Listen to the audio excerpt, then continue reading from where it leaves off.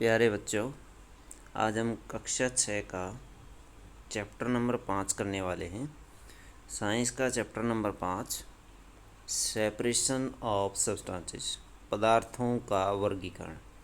चलिए बच्चों, इसके एक्सरसाइज के क्वेश्चन आंसर हम करते हैं। तो देखिए question number 1, why do we need to separate different components of a mixture, give two examples. हमें किसी मिक्सचर अथवा मिश्रण में से कंपोनेंट्स को या घटकों को अलग करने की आवश्यकता क्यों पड़ती है या अलग क्यों करते हैं, इसके 2 एग्जाम्पल दीजिए।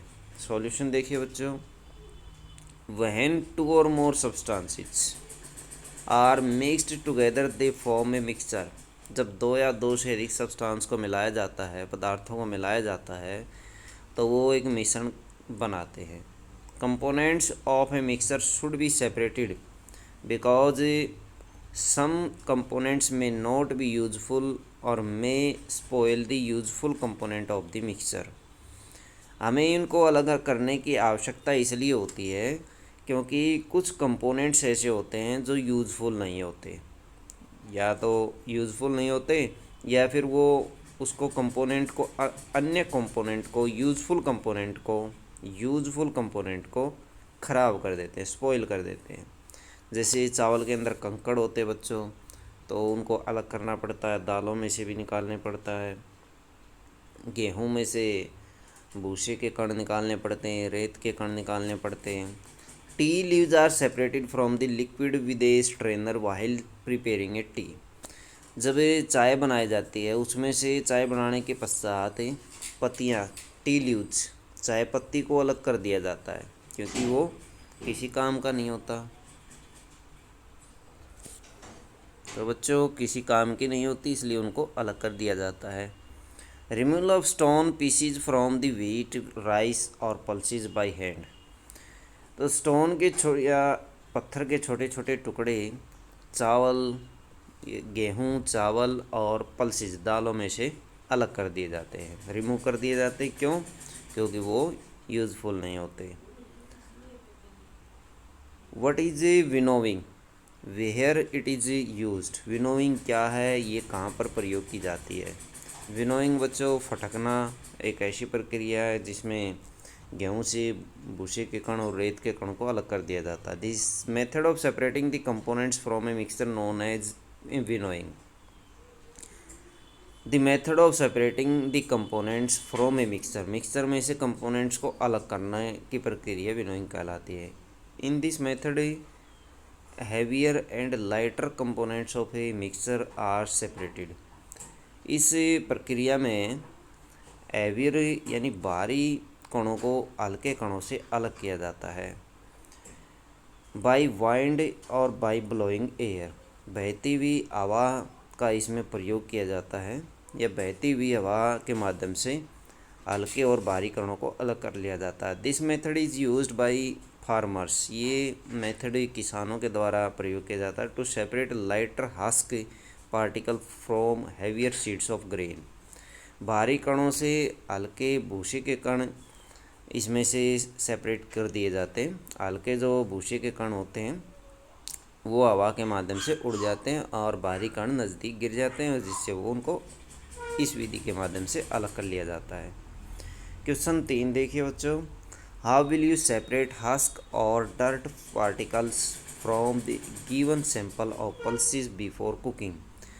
दालों को पकाने से पहले डर्ट होती है बच्चों, धूल या रेत के कण, हस्क पार्टिकल यानी हल्के पार्टिकल जो सेपरेट किए जाते हैं, वो कैसे किए जाते हैं सैंपल में से, दालों के सैंपल में से कैसे अलग किए जाते हैं पकाने से पहले, तो वो देखेंगे कैसे अलग किए जाते हैं। Husk and dirt particles are separated from pulses by winnowing, winnowing प्रक्रिया के द्वारा अथवा फटकना विधि के द्वारा इनसे इनको अलग कर लिया जाता है। What is sieving, where it is used, चालन विधि क्या है, इसका कहाँ प्रयोग किया जाता है। Sieving is a method in which fine particles are sieved through holes of the sieve while the bigger impurities remain on the sieve. Sieving अथवा चालन विधि ऐसी विधि होती है जिनमें छोटे कण नीचे चले जाते हैं बाई छोटे छोटे होल्स के माध्यम से, और बड़े इम्प्योरिटीज़ ऊपर रह जाती हैं। बिगर इम्प्योरिटीज रिमेन ऑन दी सीव, सीव अथवा चालनी के ऊपर रह जाती है। सीव होती है बच्चों चालनी या छलनी भी इसको बोल देते हैं।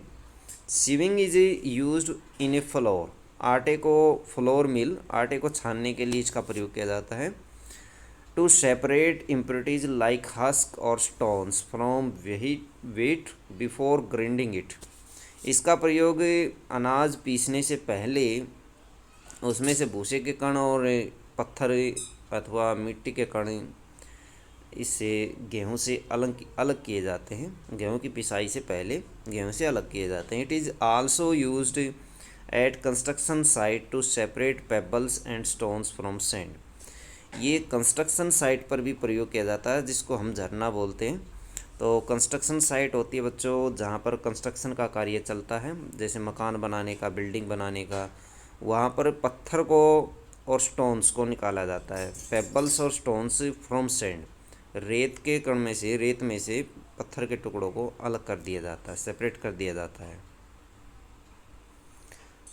क्वेश्चन 5 है, how will you separate sand and water from their mixture. Water और रेत को कैसे, पानी और रेत के कणों को किस प्रकार से अलग किया जा सकता है यदि उनका मिक्सचर तैयार है। मिक्सचर में से हम रेत के कण और पानी को अलग कैसे कर सकते हैं। Sand and water are separated from their mixture by the following steps. इसके लिए कुछ स्टेप्स फॉलो करने पड़ेंगे। पहला स्टेप है, the mixture is allowed to stand without any disturbances. बगैर डिस्टर्बेंस या बगैर हिलाए पानी को थोड़ी देर के लिए रख दीजिए। नाउ सैंड सेटल्स डाउन, अब रेत के कण नीचे बैठ जाते हैं। स्लोली या धीरे धीरे पोर दी वाटर, वाटर को उड़ेलिए इनटू दी अनदर कंटेनर, दूसरे बर्तन में। To obtain sand in the bottom, हमें रेत पहले बर्तन के नीचे अथवा तली में मिल जाता है। Is it possible to separate sugar mixer with wheat flour. Question 6 है बच्चों, क्या हम शुगर और आटे के, गेहूं के आटे के मिक्सचर को अलग कर सकते हैं। If yes how will you do it, यदि हाँ तो हम इसे कैसे कर सकते हैं। तो देखिए कैसे करते हैं। Yes it is possible to separate sugar mixed with water with wheat flour by the following method. तो इसके लिए फॉलोइंग मेथड हम देखेंगे, इस तरीके से हम इनको अलग कर सकते हैं। Mix sugar and wheat flour in water, इन दोनों को वाटर में मिक्स कर दीजिए। Stir the solution to allow sugar to dissolve, अब शुगर को डिजोल्व कर लीजिए। Now filter the mixture, mixture को फिल्टर कर दीजिए, छान लीजिए। अब जो सॉल्यूशन तैयार हुआ था उसको छान लिया। Filtrate contains sugar solution and residue will be wheat flour, wheat flour हमें ऊपर मिल जाएगा और जो पानी और चीनी का सॉल्यूशन था वो हमें नीचे मिल जाएगा, उसको फिल्ट्रेट के रूप में प्राप्त कर लेंगे। Filtrate contains sugar solution, filtrate जो है उसमें शुगर सॉल्यूशन होगा। And the residue will be wheat flour, residue अथवा जो छलनी के ऊपर हमें मिलेगा वो आटा होगा, गेहूं का आटा होगा, जबकि जो फिल्ट्रेट के तौर पर मिलेगा वो नीचे शुगर सॉल्यूशन हमें मिल जाएगा। How would you obtain clear water from a sample of muddy water. गंदे पानी से हम शुद्ध और साफ पानी कैसे प्राप्त कर सकते हैं। तो इसके लिए बच्चों हमें कुछ स्टेप्स फॉलो करने पड़ेंगे।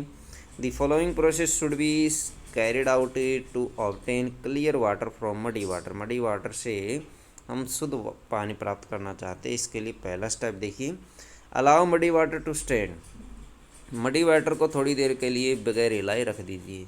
Mud get settle down in the water, जो गंदगी है वो सेटल डाउन हो जाती है नीचे, पानी के नीचे तलहटी में बैठ जाती है।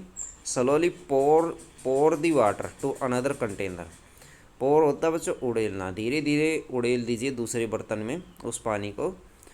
अब दूसरे बर्तन में साफ पानी मिल जाएगा और जो गंदगी थी वो पहले बर्तन में नीचे तले में मिल जाएगी। फिल इन द ब्लैक्स, खालिस्तान भरिए।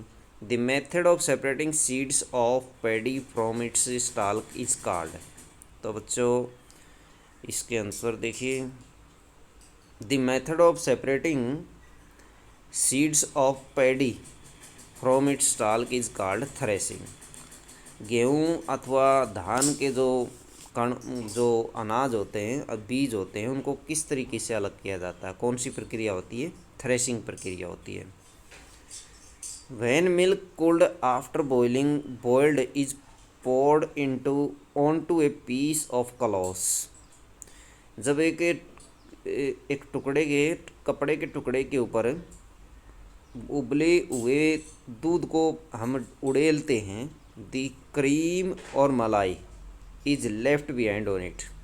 जो क्रीम और मलाई होती है वो कपड़े के ऊपर रह जाती है। This process of separating cream from milk is an example of filtration. ये वो विधि है जिससे दूध से क्रीम अलग किया जाता है। इस प्रक्रिया को हम फिल्ट्रेशन कहते हैं। फिल्ट्रेशन या फिल्टर पेपर का प्रयोग इसमें किया जाता है। तो इसमें छन्ना विधि ही इसमें प्रयोग की जाती है। Salt is obtained from sea water by the process of evaporation. Evaporation अथवा वाष्पीकरण एक ऐसी प्रक्रिया जिसमें हम सी वाटर से नमक प्राप्त कर सकते हैं। समुद्री जल से हम नमक प्राप्त कर सकते हैं इवापोरेशन के माध्यम से। डी पार्ट देखिए, impurities settled at the bottom when muddy water was kept overnight in a bucket. जब हम किसी बाल्टी में पानी को, मडी वाटर को या गंदे पानी को डालते हैं और थोड़ी देर के लिए उसको रख देते हैं तो इम्प्योरिटीज सेटल डाउन हो जाती हैं तली में, बॉटम में गंदगी अथवा अशुद्धियाँ इकट्ठी हो जाती हैं। The clear water was then poured off from the top. हमें ऊपर वाले शुद्ध पानी को अब अलग कर लेते हैं। The process of separation used in this example is called decantation. इस तरह की जो प्रक्रिया है या विधि है, इस प्रक्रिया को हम डिकेंटेशन कहते हैं। डिकेंटेशन बच्चों अवसादन प्रक्रिया। ट्रू और फॉल्स बताइए। A mixture of milk and water can be separated by filtration. हम पानी और दूध के मिश्रण को फिल्ट्रेशन विधि से अलग कर सकते हैं। तो बच्चों ये कैसा है? फॉल्स है। पहला जो फॉल्स है, फिल्ट्रेशन विधि से इनको अलग नहीं किया जा सकता।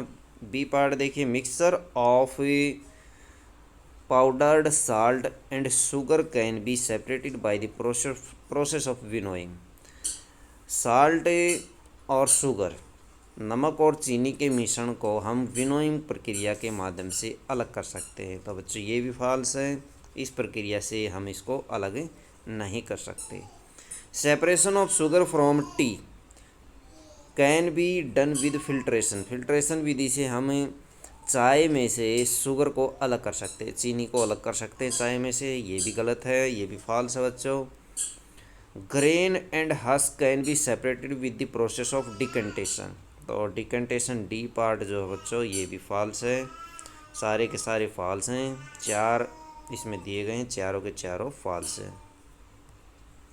उसके बाद देखिए क्वेश्चन नंबर 10 है।